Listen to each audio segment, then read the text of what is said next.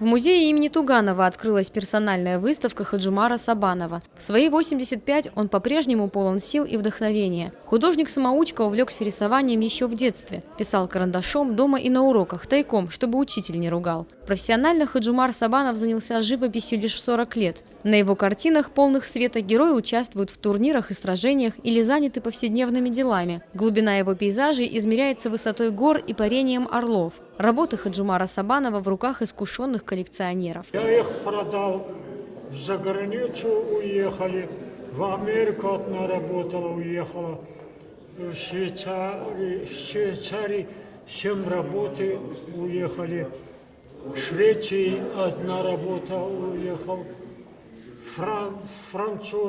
Франции 2 работы уехал.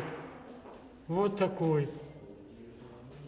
А теперь жалею. Хаджумар Сабанов – один из немногих художников, хранителей музыкального фольклорного наследия. Долгие годы он был солистом мужского хора национальной песни Госфилармонии. На открытии своей выставки художник исполнил одну из любимых песен.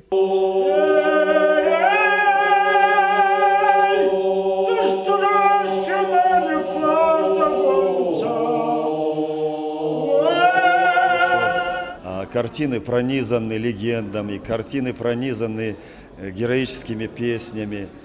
Он как бы хранитель вот этих традиций, хранитель наших обычаев через легенды, через сказки, которые рассказывала ему его мама Хаджигуа, и которые он впитал в себе в детстве. В общем, я считаю, что большая радость, что сегодня мы имеем возможность общаться с ним, общаться с его картинами, слышать его песни.